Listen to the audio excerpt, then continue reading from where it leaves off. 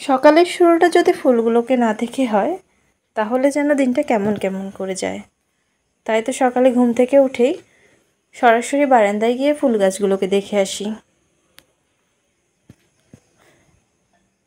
স্বপ্ন পূরণ করলাম না ইচ্ছে পূরণ করলাম না শখ পূরণ করলাম, অবশ্যই পুরো ভিডিও দেখে তারপরে কমেন্ট বক্সে জানাবেন। বাচ্চাদের ডায়রিয়া হলে ঘাবড়ে না গিয়ে কিছু টিপস ফলো করুন, দেখবেন ভালো হয়ে যাবে। আসসালামু আলাইকুম, সাবরিনাস ব্লগ বিটিতে সবাইকে স্বাগতম জানিয়ে শুরু করছি আমি সাবরিনা, ফেনী থেকে বলছি। যে যেখানে আছেন, যে যেখানে বসে আমার ভিডিওটি দেখছেন, সবাইকে জানাই অসংখ্য ধন্যবাদ। সেই সাথে পুরো ভিডিও জুড়ে পাশে থাকার অনুরোধ রইল। আশা করছি পাশে থেকে যাবেন। আজকে কি কিনে আনলাম দেখে বুঝতে পারছেন। একটা ইনফ্রারেড চুলা কিনে এনেছি, যে চুলাটাতে যে কোনো পাতিল ব্যবহার করা যাবে। ইলেকট্রিক চুলার মধ্যে দুইটাই চুলা হয়, একটা ইন্ডাকশন আর একটা ইনফ্রারেড, অবশ্যই জানেন। আর ইনভার্টার সিস্টেম দেখে নিলে বিদ্যুৎটা অনেকটাই সাশ্রয়ী হয়। তো নিয়ে আসলাম। স্বপ্ন এগুলো আসলে ছোট জিনিস দিয়ে না, হয়তো অনেক সময় বড় কিছু দিয়ে হয়, অনেক সময় ছোট কিছু দিয়ে হয়।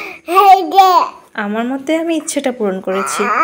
অনেক দিনের ইচ্ছে ছিল একটা ইলেকট্রিক চুলা কেনার, ইচ্ছেটা পূরণ হয়েছে।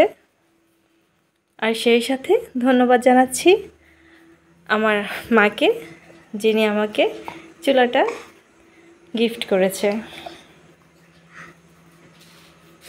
অনেক দিনের ইচ্ছা থাকলেও কিনবো বলে কিন্তু কিনা হলো না। তো এবার কিনেই ফেললাম। কিনে কিন্তু আর দেরি সহ্য হলো না, মোটামুটি রান্নাবান্না শুরু করে দিয়েছি। প্রথমে একটু ভয় কাজ করছিল, পরবর্তীতে ভয় কাটিয়ে জয় করেছি ভয়কে। প্রতিদিনকার ভিডিওগুলো শেয়ার করতে পারবো। সেই সাথে যদি কোনো সমস্যার সম্মুখীন হই কিংবা কোনো সুবিধার ভোগ করে থাকি তাহলে অবশ্যই সব কিছু শেয়ার করতে পারবো আপনাদের সাথে। আশা করছি সবসময় আমার পাশে থেকে যাবেন, লাইক কমেন্ট শেয়ার করে পাশে থাকবেন। আর যদি ভিডিওর কোনো অংশ ভালো লেগে থাকে সাবস্ক্রাইব করে দিবেন। বটি দিয়ে তেমন একটা আমার কাটাকাটি হয় না বললেই চলে, তারপরও বটি রেখেছি যেহেতু একটি সাংসারিক জিনিস, সংসারের একটা অংশ, খুবই গুরুত্বপূর্ণ অংশ বটি। কাটাকাটি করি আর না করি, কিন্তু বাসায় বটি রেখেছি। দেখা যায় যে বেশিরভাগ সময় আমার ছুরি দিয়ে কাঁচি দিয়ে কাটাকাটি হয়, মুরগি কাটার দিয়ে বেশি মুরগিটা কাটা হয়। তো মুরগির কাটাটা আর বের করলাম না, আর মাছের কাটাটা দিয়ে কেচিটা দিয়ে কাজটা চালিয়ে নিলাম। আর মুরগিটা বেশিরভাগ আমার বাজার থেকেই কাটানো হয়। ব্রয়লার মুরগি হলে আমি কাটতে পারি না, এটা আমার একটা সমস্যা। কাটতে গেলে আমার কাছে খুব গন্ধ লাগে। যেহেতু এটি সোনালী মুরগি ছিল তাই কাটাকাটিতে কোনো সমস্যা হয়নি, ছুরি আর কেচি দিয়ে কাটাকাটির কাজটা শেষ করে নিলাম। এরপরে ভাজি বসিয়ে দিব। ভাজি করে মুরগিটা একটু রান্না করলে খেতে অনেক ভালো লাগে। কার কাছে কেমন লাগে অবশ্যই জানাবেন। আমার কাছে তো এভাবে রান্না করে খেতে অনেক ভালো লাগে, আপনাদের কাছে কিভাবে ভালো লাগে অবশ্যই জানাবেন, যাতে আমিও আপনাদের মতো করে রান্না করে খেতে পারি।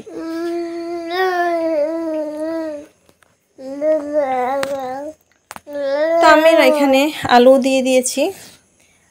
আমার ছোট বাচ্চাদের জন্য আলু দিতে হয়, কিন্তু আমার বড় ছেলে, আমার একটাই ছেলে আর একটা মেয়ে, তো মেয়ে এখনো ছোট, ওকে দেখা যাচ্ছে ভাতের সাথে আলুটা দেওয়ার চেষ্টা করি। আর ছেলেকে কোনোভাবে আলু দিয়ে খাওয়ানো যায় না। ফ্রেঞ্চ ফ্রাই খাবে বা সিঙ্গারা খাবে, যেটাই খাক না কেন, তখন আলুটা পছন্দ করে, কিন্তু কোনো তরকারিতেও আলুটা একদমই পছন্দ করে না। এদিকে রান্নাবান্না শেষ করে ভাত খাওয়ার সময় হয়ে এসেছে। ভাতগুলো বেড়ে নিচ্ছি। যারা এ পর্যন্ত সাথে ছিলেন তারা লাস্ট পর্যন্ত আশা করি সাথে থেকে যান।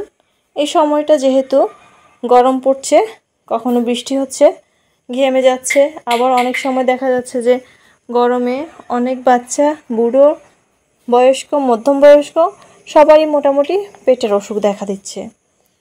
তো ঘরে থেকে আমরা কিভাবে সেগুলো সমাধান করতে পারি, প্রাথমিক চিকিৎসা করতে পারি, তার একটা টিপস পেয়ে যাবেন। পুরো ভিডিও জুড়ে সাথেই থাকুন। তো বলতে বলতে চলে এলো আমাদের সেই টিপসের রেমেডি। এখানে আমি কলা নিয়েছি, কাঁচা কলা, আর একটা ডালিম নিয়েছি। কাঁচা কলাটাকে গ্রেট করে নিয়েছি আর ডালিমটাকে ছুলে নিয়েছি। রান্নাবান্না করার পরে আমার ছেলেটার পেট খারাপ হয়ে যায়।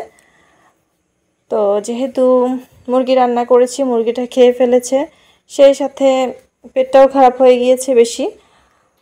তো উপস্থিত কি করব ভেবে পাচ্ছিলাম না। ফ্রিজে কলা ছিল, কাঁচা কলা আর ডালিম ছিল। ভাবলাম যে এই দুইটা জিনিসকে যদি আমি একসাথে খাওয়াতে পারি অনেকটা কাজে দিবে। আর বাচ্চা কাচ্চার যখন ডায়রিয়াটা হয় আমি চেষ্টা করি ঘরোয়াভাবে প্রথমে দেখার, সব কিছু দিয়ে ঘরোয়াভাবে চিকিৎসাটা করার। যদি না সারতে যায় তখন ওষুধ খাইয়ে দিই। ওষুধটাও আমার বাসায় কন্টিনিউয়াসলি থাকে, যেহেতু দুইটা বাচ্চা আছে, কখন কি শুরু হয়ে যায় বলা যায় না, তাই আমি আমার ঘরে ওষুধ সব সময় জমা রাখি। তো এভাবে খেলে উপকার যেটা, ছোট বাচ্চারা তো কাঁচা কলা খেতে চায় না, কাঁচা কাঁচা। তো ডালিমটা যদি মিক্স করে আমরা একটু গোলমরিচ গুঁড়া আর হালকা চিনি দিয়েছি, লবণ দিয়েছি, এভাবে মিক্স করে খাওয়াতে পারি, তাহলে কিন্তু ওরা খুব মজা করে খাবে আর আমার এক কাজে দুই কাজ হয়ে যাবে। তো এইদিকে আমি চাউল ভিজিয়েছিলাম, বেশি চাউল ভিজাতে পারিনি, বৃষ্টি ছিল বিদায় আমি চাউলগুলোকে গুঁড়ো করে আনতে পারছিলাম না। তাই বাসায় 1 কেজির মতো চাউল আমি ভিজিয়ে দিয়েছিলাম খোলা পিঠা বানাবো বলে। তো চাউলগুলোকে গুঁড়ি করে নিয়েছি। ছেলে মেয়ে দুটোই মোটামুটি একটু অসুস্থ হয়ে গিয়েছে, যতটুকু পেরেছি ততটুকু চেষ্টা করেছি কমপ্লিট করার। যাদের বাচ্চা কাচ্চা ছোট আছে তারাই বুঝবেন একা বাচ্চা কাচ্চা পালতে যে কত কষ্ট। কিন্তু সেই সাথে কি আমাদের আর কাজ বন্ধ করে রাখা যায়? কাজগুলো করতেই হয়। সবাই অবশ্যই দোয়া করবেন। আজকে এ পর্যন্ত।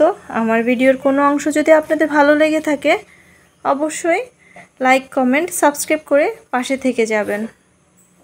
ফিরে আসবো নতুন কোনো ব্লগ নিয়ে। আল্লাহ হাফেজ।